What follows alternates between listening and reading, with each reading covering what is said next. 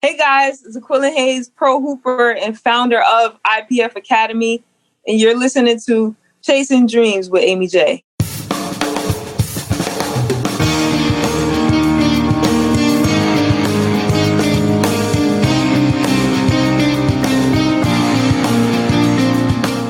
Welcome to Chasing Dreams podcast with Amy J. Amy believes that realizing a life without regrets is achieved by taking chances, chasing your dreams, making moves, and overcoming your doubts. The Chasing Dreams podcast will help you overcome life's obstacles, believe in your potential, and inspire you to face your fears. And now here's the woman who is passionately pursuing her dreams, Amy J. Dream Chasers, this is Amy J, and thank you guys so much for tuning in to episode 196 of Chasing Dreams. Before we get too far, guys, here is a word from our sponsor. This episode of Chasing Dreams is sponsored by our 2019 Fundathon supporters. Fundathon is our fundraising efforts to keep this show on the air till March 2020. To do that, we need to raise $13,000, and we're on our way, but we still need your help. If you'd like to donate, please visit amyj21.com/donate. And Dream Chasers, two things I want to remind you of, whether it's for us or another charity or cause you want to support. One, it's not the size of the donation that matters. So if you can't donate a lot, think nothing of it. Know that I appreciate the $12 donations just as much as the other donations, because I know that's your lunch money. That's your money to go see a movie or go out. So regardless of how much money you can give, your donation is important, and I thank you for your generosity. And two, please don't wait for someone else to help out. You can't control the actions of others, only your own. We can't reach the goal without your help. Again, if you'd like to support us, please visit amyj21.com/donate. And to all those who have donated so far, thank you. Guys, episode 196. We are 4 away from 200. My mind is blown just thinking about that. It's crazy. Well, for 196, I brought a friend. A athlete, a special person. I brought Aquillin. She is a Harlem, New York native, a University of New Haven women's basketball standout, a 2-time Defensive Player of the Year, East Region Player of the Year, Championship MVP, UNH Athlete of the Year, and finalist for Division II National Player of the Year. Did you hear all those accolades? That's amazing. So she's definitely professional. She has played 2 seasons, amongst others, in El Salvador and led the league in total rebounds and points. She is pursuing professional basketball and is the CEO and founder of the IPF Academy, which stands for Infinite Player Fulfillment. And she's here to share her story, and it's a good one, guys. So check it out. Hey, Aquillin, welcome to the show. Hey. This is so cool. I have never had a basketball player on the show. So this is a first, and I got to thank you for that. Oh, wow. I'm etched in stone already. You are. And so let me ask you, have you always wanted to be a basketball player or a sports player, an athlete?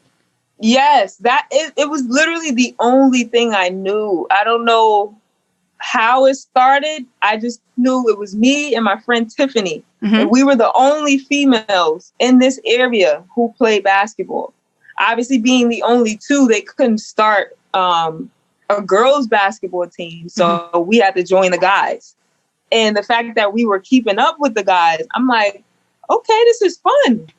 We're going to see how long we could do this for. Well, I was going to ask, were you intimidated in joining guys? Oh, no. I saw them as just an individual, as a soul walking, just like me. I never really realized the gender differences. Like I said, I was able to keep up.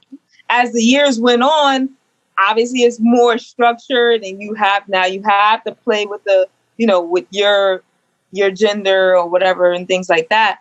But I never really paid attention to that when I was a youth.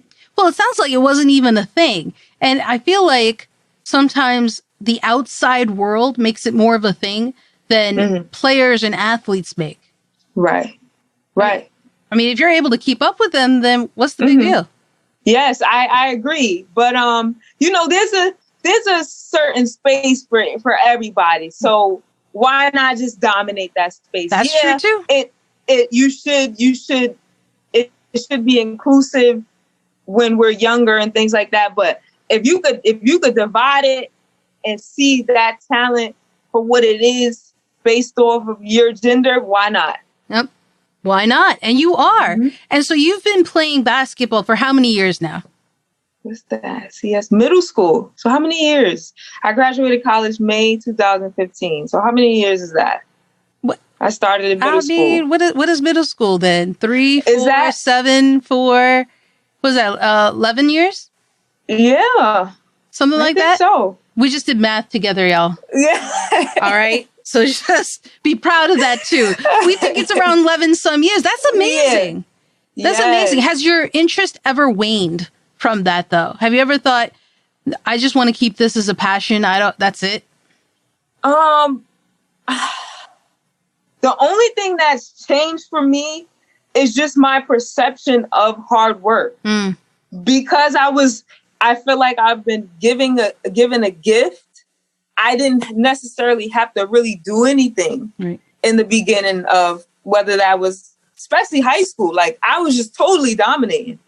I just relied solely on my athleticism and God-given ability. So I never knew like, okay, you have to put in a certain amount of hours to really take over everything, you know? So I started to understand that more towards the end of my college career. Wow.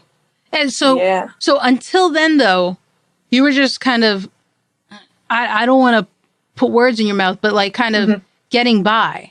Yeah, literally just coasting. But when you got into college, probably towards the end, you're playing basketball and you realize, hey, if I put in the work, there is another level to go.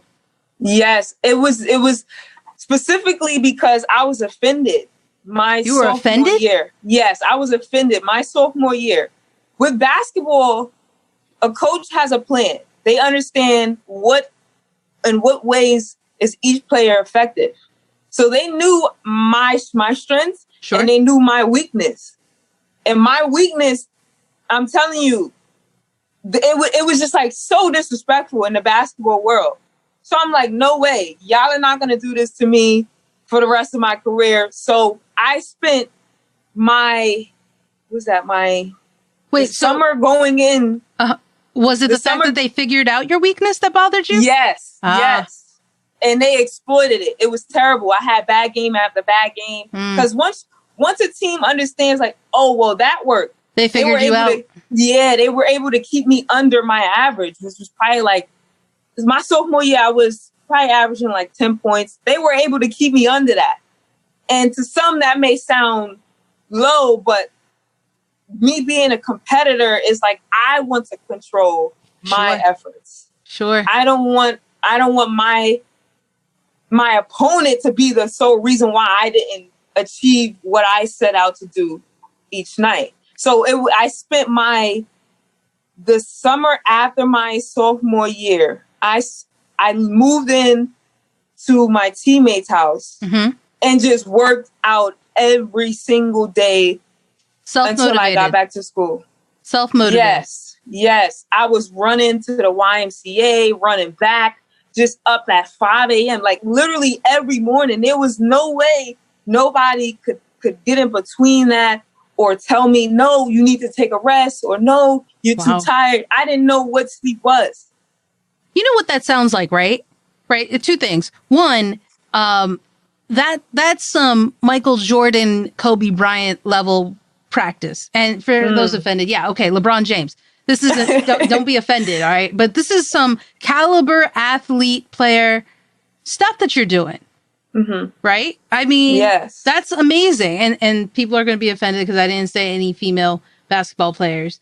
It's fine. LeBron James is my favorite player. Okay, thank you. Don't be offended, y'all. Right. Okay, there are plenty of wonderful WNBA players out there. We may even see Aquillin on there one day. All right. But yes. I'm just saying, don't be offended. But the point is, that is amazing level caliber work to level up like that. But two, this is a Disney comeback story, you know, right? Where the person has been beaten and beaten and beaten, and they're coming down. They're like, you will not put your foot on my neck. I will rise above that. Right? That's what your story sounds like. Because then you elevated, you went, right? And you're working on it. And can you tell us, and I don't know when this game took place. It's on your Instagram. And guys, we'll share the links to her Insta and to IPF and all that on the show notes page. But you have a link in particular to an amazing game you had. It was a buzzer game. Oh, my Can you talk about this? When was this and what happened? That was my senior year. I believe it was a semifinal game. College? Yes, college. So after you started leveling up? Yeah. Okay. Yes. Senior year semifinal game. We were down, I believe, by 15. I don't know if it was in the second half or if it was in the first half, but I just kept thinking about all of the work that I put in. And I don't know, like, it's so weird how it happens because it's a direct correlation between working your behind off and being able to tap into supernatural powers. I promise you, because most of my teammates gave up that game. There was literally people walking out of the gym because they thought the game was over. So we had to been, the deficit had to been at least 15. Because once you get a crowd walking out and you still got they think like it's a over. quarter left, They think it's over. Yeah. So every time my coach called a timeout, I just reiterated, like, this game is not over. It's not. I literally said that every timeout, every chance I got. I just felt it in my soul. So with that, the play that she drew up was for somebody else to get the ball. I haven't shot a 3-pointer all year. Okay. So the fact that I was able to get the ball back into my hands and just launch the shot and it just went in. Like, did you see the way I walked off? You did it. Yes. Okay. So let me pause right there. Guys, one, watch the shot, right? It's a buzzer shot. I think it was a tie-breaking. Yeah.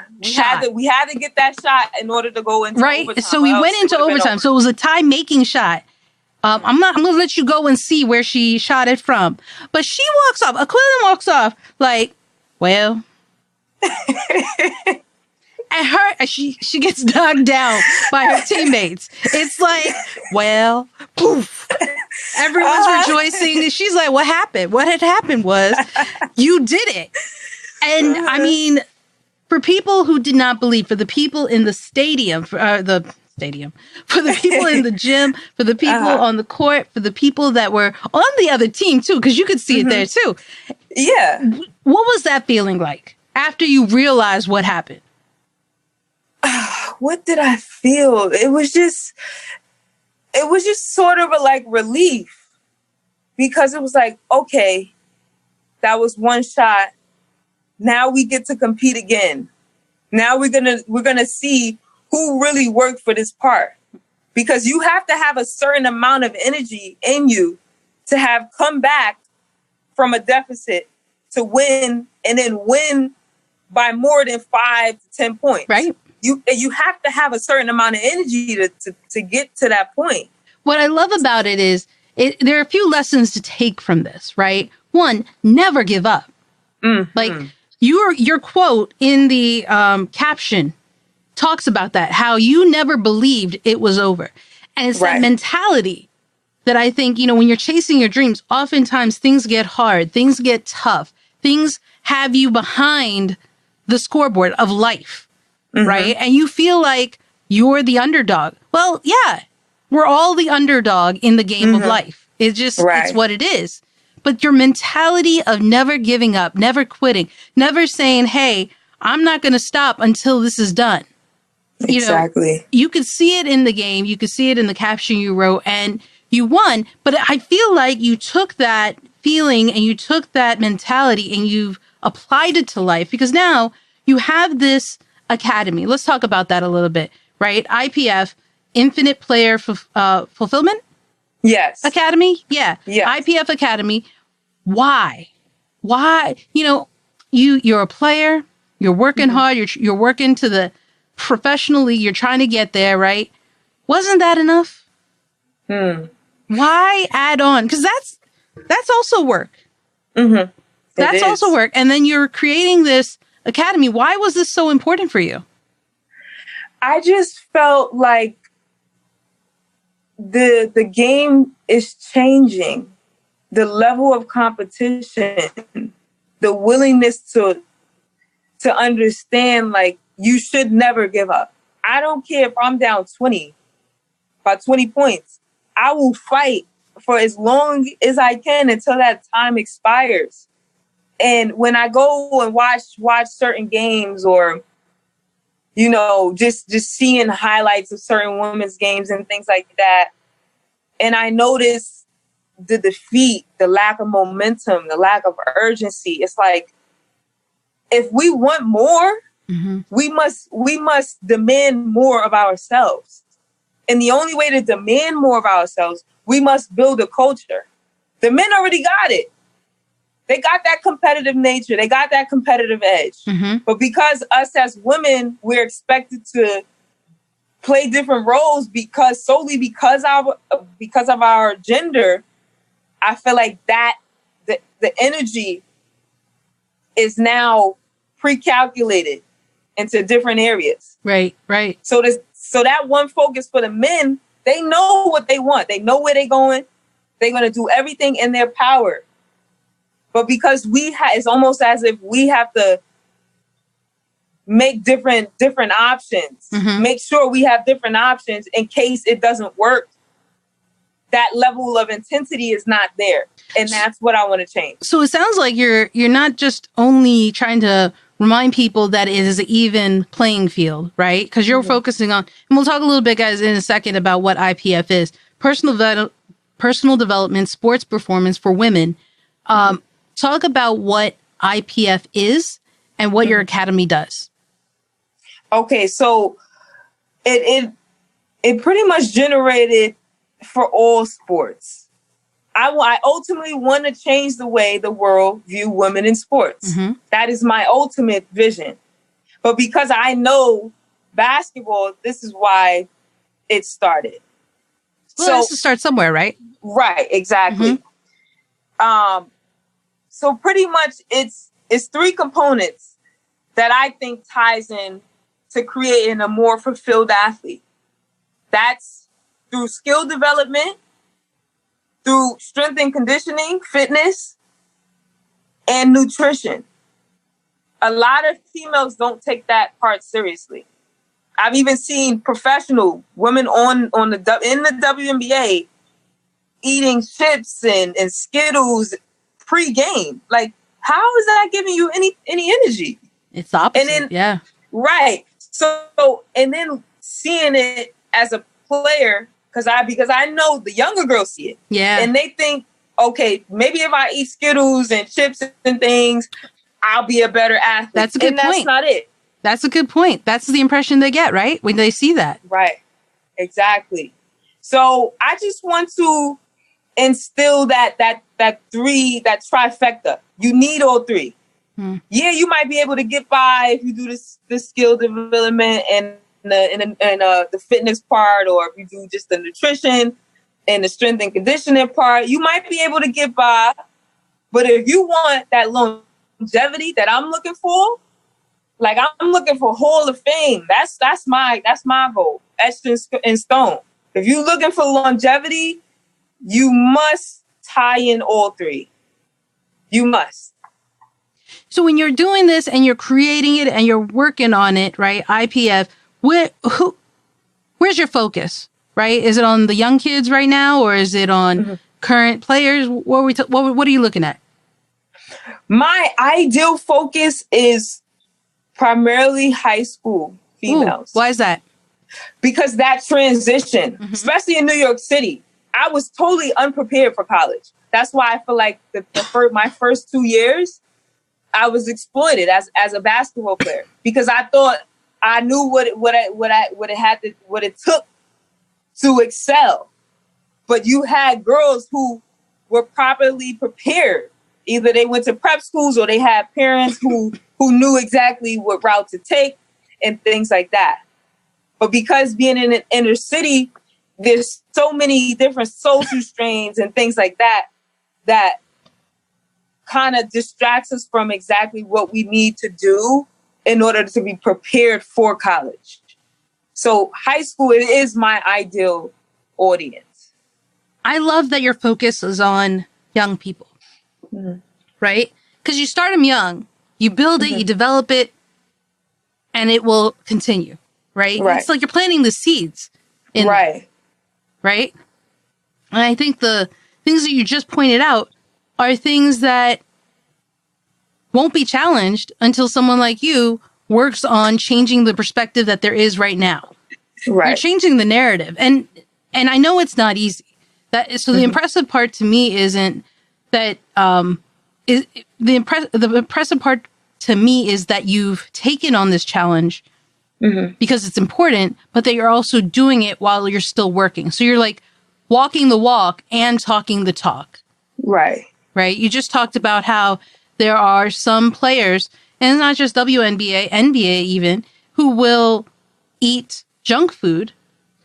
People see it and get the wrong impression that, hey, that's how I become a great player. And it's like, that's not what it is. Right. So, but you're saying, hey, you got to look at all these things. I'm looking at all these things. And so it's like, there's no disconnect between your message and what you're doing. And that's not often, you don't often see that. Right.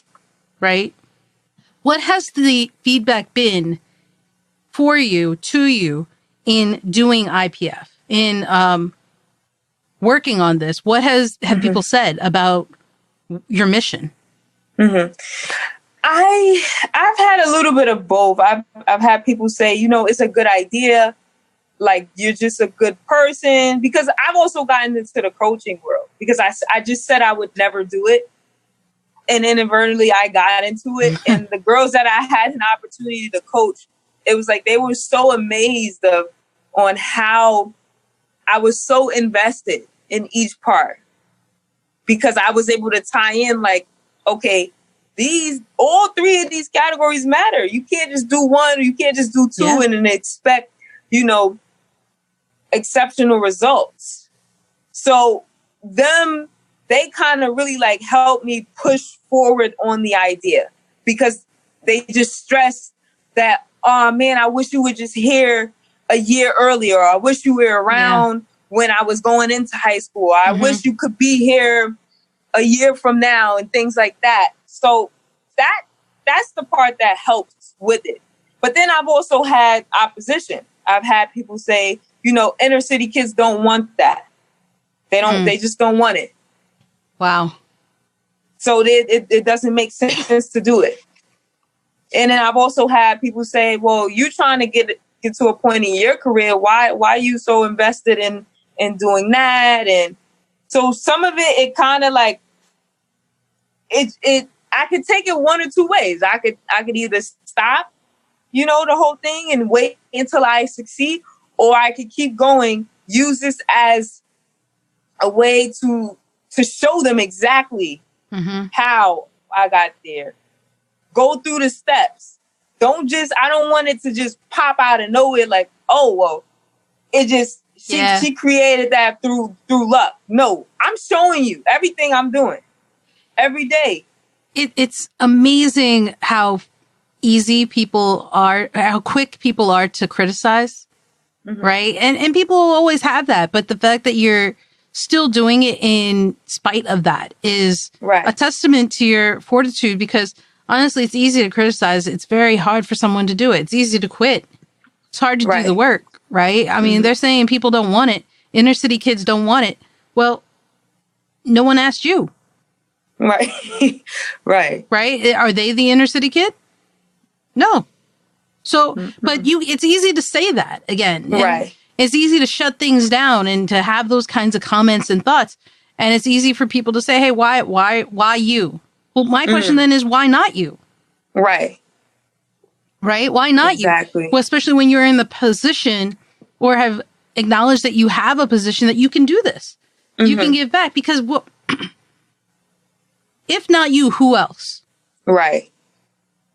You saw a need. you're fulfilling the need. And it sounds like this is something that you're very passionate about and want to work on. And basketball is just step one in a grand scheme. Is that fair to say? Exactly. Do you have any plans to work on getting other supporters or other athletes to help you in this endeavor? I do have one of my teammates who I played with in high school. I actually brought her on as a business partner. Nice. Right now, she's in the works of getting her strength and conditioning certificate. So, so we could look more official. It's just that we know that there's a need for it. I know there's going to always be somebody who says that it's not.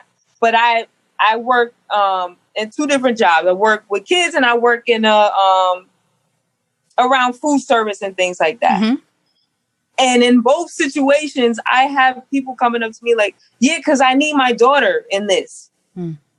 I want to play basketball. Why can't I play basketball? Yeah. Why should they have to wait till high school to be exposed to basketball?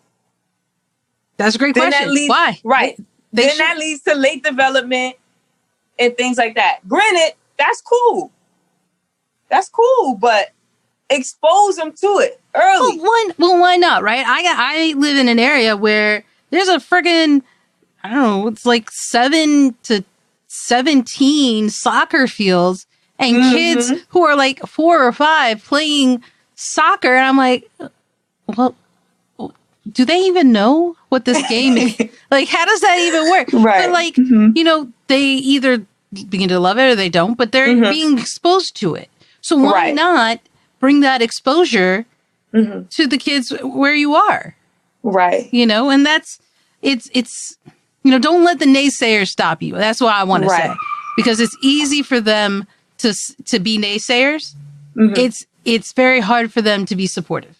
Right. But if we allowed if we allowed the negativity of others to stop us from what we were doing, the world would be a much worse place. Exactly. And what you're doing, even there's no qualifiers to it. It's game changing. It's world changing. It's life changing. And, I'm a big believer that one small action will have a ripple effect on the world. And it's great to see what you're doing, because that's what it is. Right. So kudos to you for that, by the way. Thank you. By the way. But in addition to that, you have your own dreams you're working on.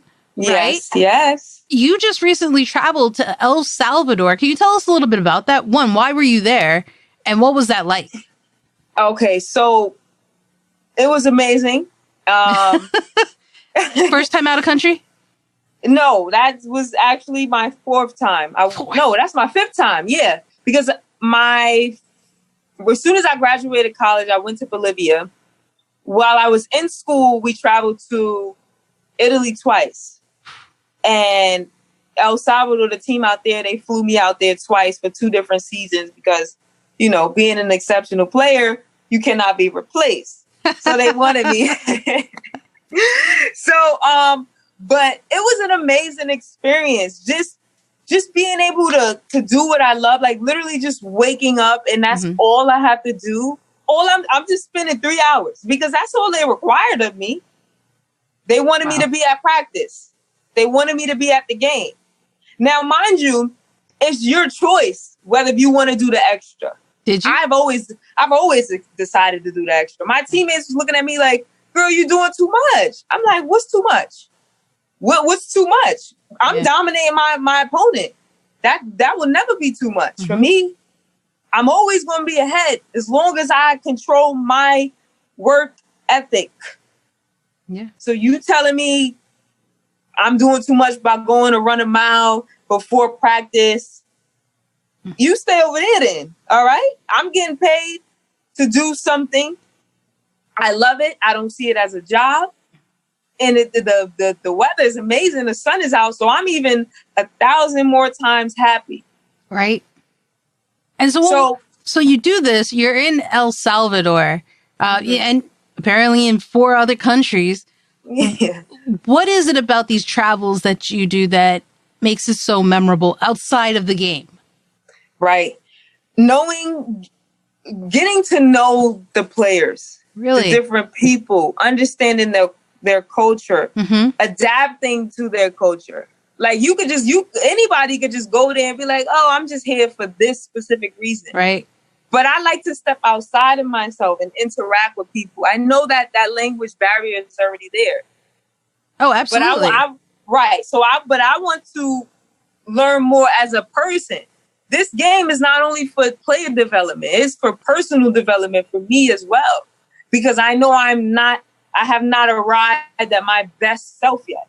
That's a continuing process. So the more people I know, the more people I understand, the higher my emotional intelligence raises and things like that. Like, I just always look for an opportunity to be a better person. That is the better player. That part comes. You could do that, but right, exactly. But how many times are you going to be in these countries? So I'm going to ask you the difficult question because you set it up. I got to ask. Which was your favorite? I had to ask. I mean, you went to more. Yeah, that's right. You better think about that. Because while you're thinking, guys, you're going to go to these countries. It's not that you didn't have to. You can like all of them. But there's going to be a favorite. Right. So which is it? I mean, it's okay. The podcast is listened to over 38 countries. Right. One of them may be there. But it might not. Right. Right. Okay. I would have to say El Salvador. Oh, yeah. We totally have listeners there. I'm just kidding. I actually don't know. But that's awesome. Why? It was just, they were so welcoming. Because here in United States, in America, period, being an inner city kid, my family didn't start supporting me until the end of my college career. And that part kind of hurt me because it was like, everybody is seeing the type of athlete I am, except for y'all. You guys been around me my entire life and you don't know what type of athlete I am. Like, I'm out here blowing people's minds away. And you have not witnessed that. So to go there and see how invested these people's families are, and they welcome me as their own daughter, that was just the most heartwarming experience ever. Like, they will forever be in my heart. It don't matter where I go. I don't care. They've been trying to fly me out there again for another season, but I've already developed as a person out there. Now it's time for me to develop as a player. Yeah. So I have to get a different opportunity that will challenge my skill set further, Yeah. But that's on another tip. That's just the major part that I will always have in my heart. Sure. Those people were so nice to me every way. It's funny how a little bit of kindness can go such a long way. I want to talk a little bit about what you just mentioned, though, because you said, how your family supported you, but not till the end, really, till you were in late college, probably. Right. And, it reminds me of the saying, I mean, even Jesus went through it, right? Where he was loved by all, but those in his home. Accepted and encouraged and shouted and praised by all, except for those in his own home. And how often is it that people face that? Where they're not supported by their immediate family, where they're not supported, whether it is their dream chase, whether it is their sexual orientation, whether it is something that they are going through, their religion, their mentality, right? People face that every day in some way, shape, or form. And I'm not comparing one's traumas to another's trauma or, the difficulty they face. What I'm questioning or want to ask you is, how did you get through that when you didn't feel the support during the high school, during the beginning of college, right? You're doing these great things, but there's no one behind you. Right. Well, to be honest, basketball, it started, I would say, and I don't want to renege on anything I've said, but I feel like it might have just been an escape at first. Just being able to get away from what was happening in my home and things like that, and just get to something, had something to look forward to. Sure. and had that attention, you know? Because if you think about it, you have the kids who act out in school is because they haven't had attention at home. Mm-hmm. So I feel like because I didn't really get the attention at home that I needed, it was compensated through basketball because I was just such a great athlete. So I got that the attention that I wanted, just not from my family. But you were okay with that? Maybe I suppressed it. I don't know. I don't think I can answer that right now. Maybe when I have my own kids, then I'll be able to understand that more in depth. But that you kept doing it, maybe is, right? You know, it's not easy. I'm even more impressed. Right. That you got through it. Mm-hmm, exactly. But I mean, maybe if you asked, do you think if that support would have helped, you know, launch the career faster? Oh, definitely. I feel like I would have been in a different space at this moment in time, but everything happens through us, not to us. It's happening through us because we have an experience to talk about. Well, absolutely. I know my experience. Right. Exactly. Yeah. I know my experience is going to help somebody. Hopefully this IPF Academy will help millions of athletes. Yeah. I mean, that's a great testament, a great story in the sense of, you know, you're right. Right. Maybe if they had supported you, you would have gotten this sooner. Maybe it would have triggered something. But then again, maybe you might not have appreciated the struggles you went through or seen the things that you see now that are lacking. Who's to say? But, you know, it happens through you. And it happened. I'm a believer also, and I think you are too, that things happen when they're supposed to happen. Right. Exactly. And look at you now. I mean, this is awesome. Guys, I mean, I got to ask you, someone who is chasing their dream, who is working to serve others, right, in the way you are and in the way you know how, and the way you can best serve, right, by giving back, what would you tell someone who comes up to you on the court, off the court, on the street, wherever, is like, hey, Aquillin, you know, I see you're doing what you want to do. You're happy. You live in life. You're traveling. You're doing all this. What can I do today to chase my dream? What should I do? What would you tell them? Be better than yesterday. You're not in competition with anyone. You are only competing against yourself. So when you compete against yourself, that ensures that you dominate tomorrow. Be better than yesterday. Yeah, I got nothing to say to that. That was deep. Be better than yesterday. 4 words, y'all. 4 words. Yes. That's all it took.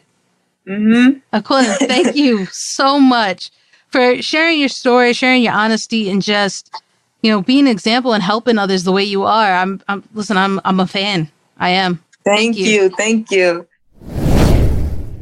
And there you have it, guys. That was Aquillin.